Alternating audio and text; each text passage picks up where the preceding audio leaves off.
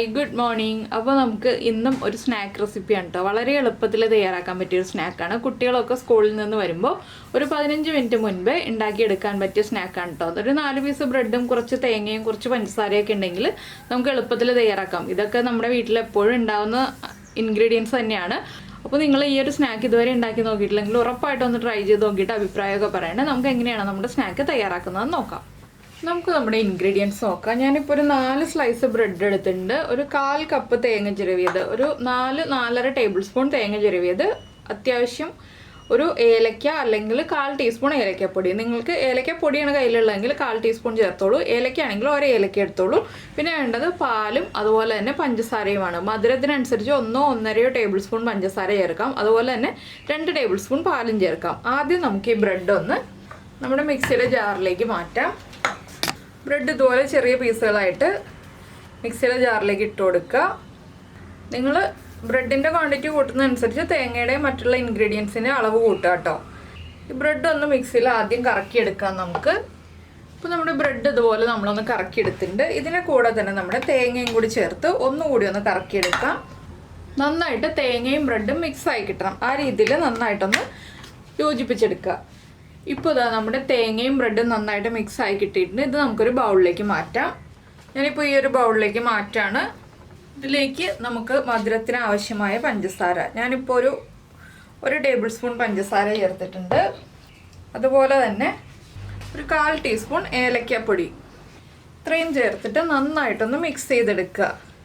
ഈ ബ്രെഡിലും തേങ്ങയിലും ഉള്ള നനവ് കൊണ്ട് തന്നെ നന്നായിട്ട് മിക്സ് ആയി കിട്ടും. എങ്കിലും നമുക്ക് ഉരുട്ടിയെടുക്കാൻ പാകത്തിനായി കിട്ടാൻ വേണ്ടിയിട്ട് നമ്മൾ കുറച്ച് പാല് ചേർത്തൊന്ന് മിക്സ് ചെയ്തെടുക്കുക. നമുക്ക് കറക്റ്റ് ബോൾ ഷേപ്പ് ആക്കാൻ പാകത്തിന്, പൊട്ടിപ്പോവാതെ ബോൾ ഷേപ്പ് ആക്കാൻ പാകത്തിനായിട്ട് നമ്മൾ കുറച്ച് പാലും കൂടി ചേർത്തൊന്ന് നന്നായിട്ട് മിക്സ് ചെയ്തെടുക്കുക. അതാണ് ഞാൻ 2 ടേബിൾ സ്പൂൺ പാലെന്ന് പറഞ്ഞത്. പാൽ ഒരുപാടായി പോകരുത്. ആദ്യം കുറച്ച് പാല് ചേർത്തൊന്ന് മിക്സ് ചെയ്തിട്ട് പിന്നെ നമുക്ക് ആവശ്യമാണെങ്കിൽ വീണ്ടും പാല് ചേർത്ത് കൊടുക്കാം.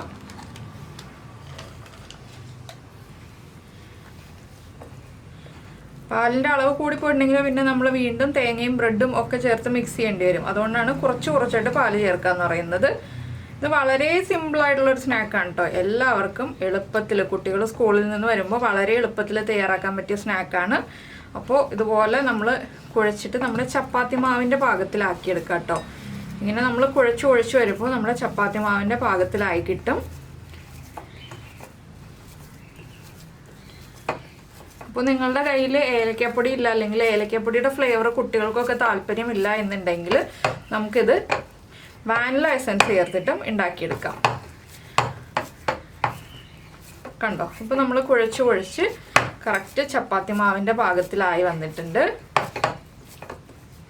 ഇതുപോലെ നല്ല സോഫ്റ്റായിട്ട് കുഴച്ചെടുക്കുക. അധികം ബലമൊന്നും കൊടുക്കണ്ട, വളരെ എളുപ്പത്തിൽ കുഴയ്ക്കാം.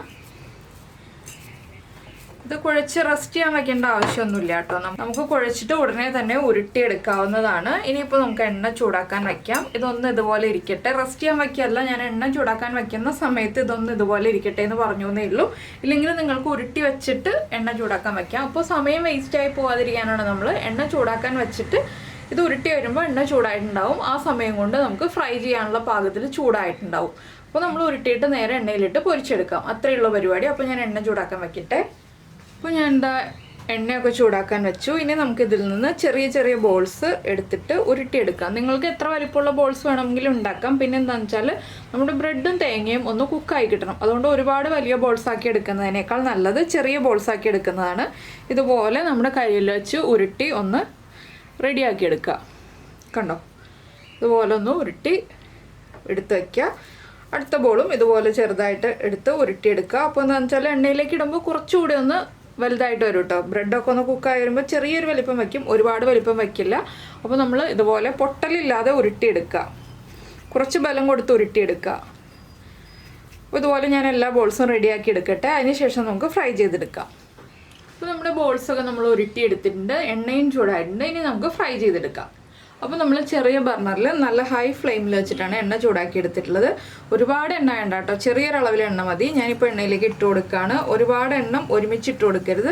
ഒരു 3-4 എണ്ണം ഒരുമിച്ചിട്ട് കൊടുക്കുക. അതിൽ കൂടുതൽ ഒരുമിച്ചിട്ടുണ്ടെങ്കിൽ നമുക്ക് ഇളക്കാനും ബുദ്ധിമുട്ടായിരിക്കും. ഇത് പൊട്ടിപ്പോകാനും സാധ്യതയുണ്ട്.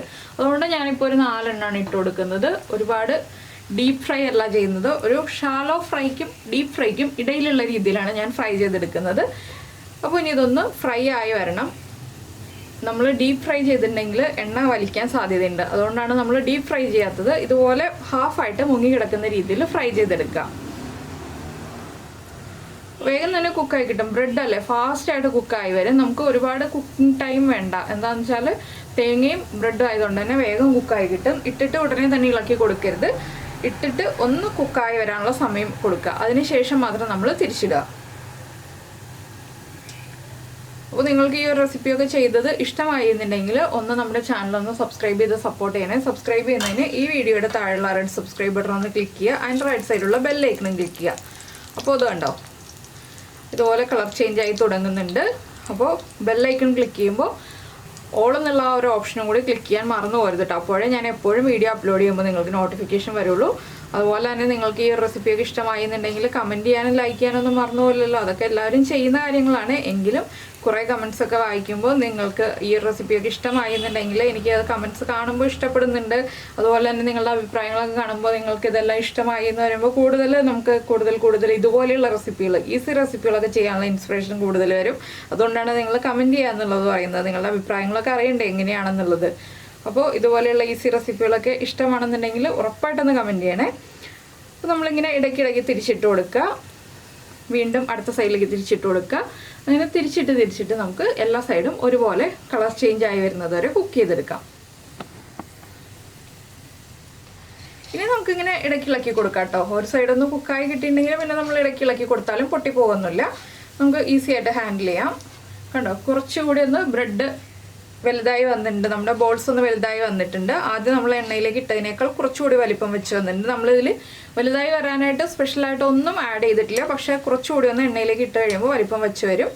അപ്പോൾ ഇതുപോലെ എല്ലാം ഫ്രൈ ചെയ്തെടുക്കുക. ഒരുപാട് ഡാർക്ക് കളറായി പോവാതെ ശ്രദ്ധിക്കുക. എന്താണെന്ന് വെച്ചാൽ ഒരുപാട് ഡാർക്ക് കളറായി പോയിട്ടുണ്ടെങ്കിൽ നമ്മൾ എണ്ണയിൽ നിന്ന് മാറ്റി കഴിഞ്ഞിട്ടുണ്ടെങ്കിൽ വീണ്ടും അതൊന്ന് കളർ ചേഞ്ച് ആയി വരും. അപ്പോൾ നമ്മൾ എണ്ണയിൽ നിന്ന് മാറ്റുമ്പോൾ കുറച്ചൊരു ലൈറ്റ് ഷെയ്ഡിൽ മാറ്റി കഴിഞ്ഞിട്ടുണ്ടെങ്കിൽ നമ്മൾ എണ്ണയിൽ നിന്ന് മാറ്റി ഒരു 5 മിനിറ്റ് റെസ്റ്റ് ചെയ്യാൻ വയ്ക്കുമ്പോൾ കറക്റ്റ് കളറിലായിക്കോളും. അതുകൊണ്ടാണ് കുറേ സമയം നമ്മൾ എണ്ണയിലിട്ട് ഫ്രൈ ചെയ്യണ്ട എന്ന് പറയുന്നത്. പിന്നെ നിങ്ങൾ ഇതുപോലെയുള്ള സ്നാക്സൊക്കെ ഉണ്ടാക്കാറുണ്ടോ എന്നുള്ളതും കൂടി കമൻറ്റ് ചെയ്യണേ. അപ്പോൾ ഞാനിത് എണ്ണയിൽ നിന്ന് മാറ്റട്ടെ. അപ്പോൾ നമ്മുടെ ബോൾസൊക്കെ ഇതാ ഞാൻ ഫ്രൈ ചെയ്തെടുത്തു കഴിഞ്ഞു. അപ്പോൾ എന്തായാലും നിങ്ങളെല്ലാവരും ഉണ്ടാക്കി നോക്കിയിട്ട് അഭിപ്രായമൊക്കെ പറയാം. നമുക്ക് നമ്മുടെ അടുത്ത റെസിപ്പിയുമായിട്ട് അടുത്ത ദിവസം വീണ്ടും കാണാം.